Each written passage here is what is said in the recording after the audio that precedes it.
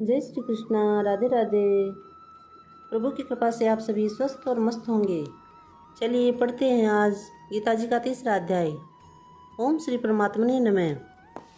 इस पर अर्जुन ने प्रश्न किया कि हे जनार्दन, यदि कर्मों की अपेक्षा ज्ञान श्रेष्ठ मान्य है तो फिर हे केशव, मुझे भयंकर कर्म में क्यों लगाते हैं तथा आप मिले हुए से वचन से मेरी बुद्धि को मोहित सी करते हैं। इसलिए उस पर एक बात को निश्चय करके कहिए कि जिससे मैं कल्याण को प्राप्त हूँ। इस प्रकार अर्जुन के पूछने पर भगवान श्री कृष्ण महाराज बोले, हे निष्पाप अर्जुन, इस लोक में 2 प्रकार की निष्ठा मेरे द्वारा पहले कही गई, ज्ञानियों की ज्ञान योग से और योगियों की निष्काम कर्म योग से। परंतु किसी भी मार्ग के अनुसार कर्मों को स्वरूप से त्यागने की आवश्यकता नहीं है, क्योंकि मनुष्य न तो कर्मों के करने से निष्कर्मता को प्राप्त होता है और न कर्मों को त्यागने मात्र से बहुत भगवत साक्षात्कार रूप सिद्धि को प्राप्त होता है, तथा सर्वथा कर्मों का स्वरूप से त्याग भी हो नहीं सकता, क्योंकि कोई भी पुरुष किसी काल क्षण मात्र में भी बिना कर्म किए नहीं रह सकता। निसंदेह सभी पुरुष प्रकृति से उत्पन्न हुए गुणों द्वारा परवश हुए कर्म करते हैं। इसलिए जो मूढ़ बुद्धि पुरुष कर्मेंद्रियों को हठ से रोककर और इंद्रियों के भोगों को मन से चिंतन करता रहता है, वह मिथ्याचारी अर्थात दंभी कहा जाता है। हे अर्जुन, जो पुरुष मन से इंद्रियों को वश में करके अनासक्त हुआ कर्मेंद्रियों से कर्म योग आचरण करता है, वह श्रेष्ठ है। इसलिए तू शास्त्र विधि से नियत किए हुए सधर्म कर्म को कर, क्योंकि कर्म न करने की अपेक्षा कर्म करना श्रेष्ठ है और कर्म न करने से तेरा शरीर निर्वाह भी नहीं सिद्ध होगा। हे अर्जुन, बंधन के भय से कर्मों का कल्याण करना योग्य नहीं है, क्योंकि यज्ञ अर्थात विष्णु के निमित्त किए हुए कर्म के सिवा अन्य कर्म में लगा हुआ यह मनुष्य कर्मों द्वारा बंधता है। इसलिए है अर्जुन, आसक्ति से रहित हुआ उस परमेश्वर के निमित्त कर्म का भली प्रकार आचरण कर। कर्म न करने से तू पाप को भी प्राप्त होगा, क्योंकि प्रजापति ब्रह्मा ने कल्प के आदि में यज्ञ सहित प्रजा को रचकर कहा कि इस यज्ञ द्वारा तुम लोग वृद्धि को प्राप्त हो और यह यज्ञ तुम लोगों को इच्छित कामनाओं के देने वाला होवे, तथा तुम लोग इस यज्ञ द्वारा देवताओं की उन्नति करो और देवता लोग तुम लोगों की उन्नति करे। इस प्रकार आपस में कर्तव्य समझकर उन्नति करते हुए परम कल्याण को प्राप्त होगे, तथा यज्ञ द्वारा दिए हुए देवता लोग तुम्हारे लिए बिना मांगे ही प्रिय भोगों को देंगे। उनके द्वारा दिए हुए भोगों को जो पुरुष इनके दिए बिना भोगता है वह निश्चय ही चोर है, कारण कि यज्ञ से बचे हुए अन्न को खाने वाले श्रेष्ठ पुरुष सब पापों से छूटते हैं, और जो पापी लोग अपने शरीर पोषण के लिए ही पकाते हैं वे तो पाप को ही खाते हैं, क्योंकि संपूर्ण प्राणी अन्न से उत्पन्न होते हैं और अन्न की उत्पत्ति वृष्टि से होती है, तथा वृष्टि की उत्पत्ति और वह यज्ञ कर्मों से होने वाले उत्पन्न होता है, तथा उस कर्म को तू वेद से उत्पन्न हुआ जान, और वेद अविनाशी परमात्मा से उत्पन्न हुआ है। इससे सर्वव्यापी परम अक्षर परमात्मा सदा ही यज्ञ में प्रतिष्ठित है। हे पुरुष, जो पुरुष इस लोक में इस प्रकार चलाए हुए सृष्टि चक्र के अनुसार नहीं बढ़ता है, अर्थात शास्त्रानुसार कर्मों को नहीं करता है, वह इंद्रियों के सुखों को भोगने वाला पापायु पुरुष व्यर्थ ही जीता है। परंतु जो मनुष्य आत्मा में ही प्रीति वाला है और आत्मा में ही तृप्त तथा आत्मा में ही संतुष्ट होवे, उसके लिए कोई कर्तव्य नहीं है, क्योंकि इस संसार में उस पुरुष का किए जाने से भी कोई प्रयोजन नहीं है और न किए जाने से भी कोई प्रयोजन नहीं है, तथा इसका संपूर्ण भूतों में कुछ भी स्वार्थ का संबंध नहीं है, तो भी उसके द्वारा केवल लोक हितार्थ कर्म किए जाते हैं।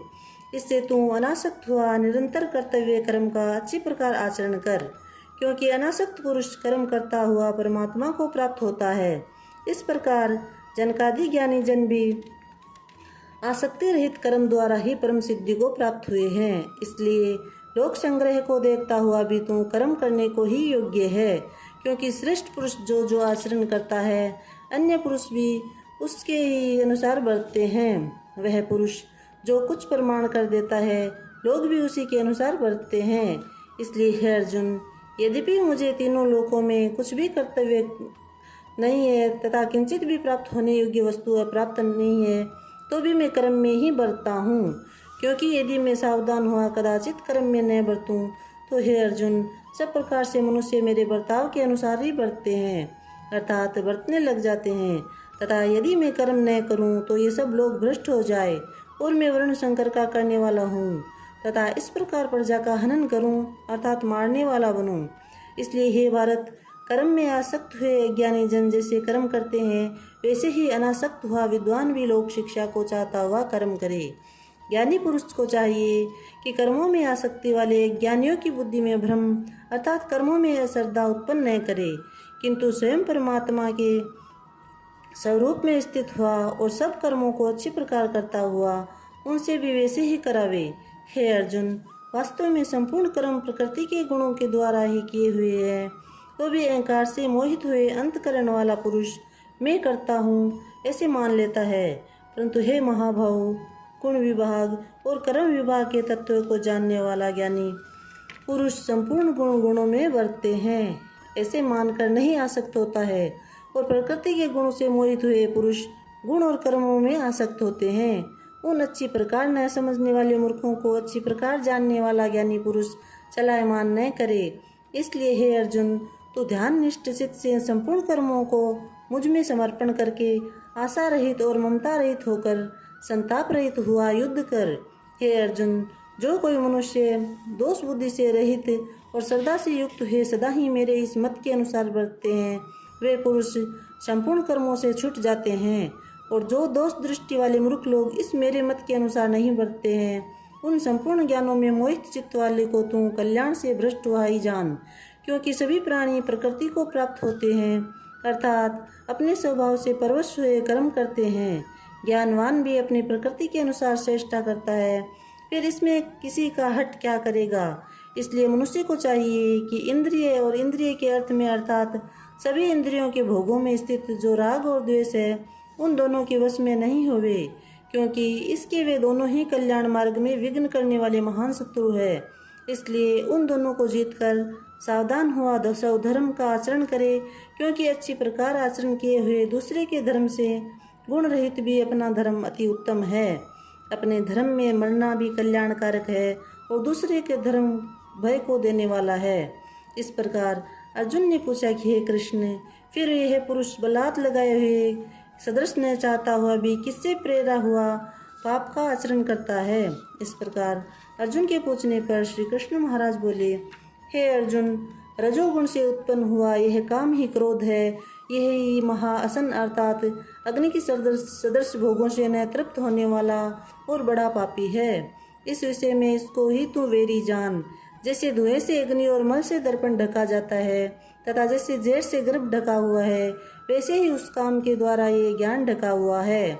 और हे अर्जुन, इस अग्नि सदृश न पूर्ण होने वाले काम रूप ज्ञानियों के नित्य वेरी से ज्ञान ढका हुआ है। इंद्रिया, मन और बुद्धि इस काम के वासना स्थान कहे जाते हैं, और यह काम इन मन, बुद्धि और इंद्रियों द्वारा ही ज्ञान को आच्छादित करके इस जीवात्मा को मोहित करता है। इसलिए हे अर्जुन, तू पहले इंद्रियों को वश में करके ज्ञान के विज्ञान के नाश करने वाले इस काम पापी को निश्चय पूर्वक मार। और यदि तू समझे कि इंद्रियों को रोक कर काम रूप वेरी को मारने की मेरी शक्ति नहीं है, तो यह तेरी भूल है। क्योंकि इस शरीर से तो इंद्रियों को पर श्रेष्ठ, बलवान और सूक्ष्म कहते हैं, और इंद्रियों से पर मन है, और मन से भी पर बुद्धि है, और जो बुद्धि से भी अत्यंत पर है वह है आत्मा। इस प्रकार बुद्धि से अर्थात सूक्ष्म तथा सब प्रकार बलवान और श्रेष्ठ अपने आत्मा को जानकर और बुद्धि के द्वारा मन को वश में करके, हे महाबाहु, अपनी शक्ति को समझकर इस दुर्जय काम रूप शत्रु को मार। बोली श्री कृष्णचंद्र भगवान की जय। तीसरा अध्याय समाप्त। राधे राधे। जय श्री कृष्ण।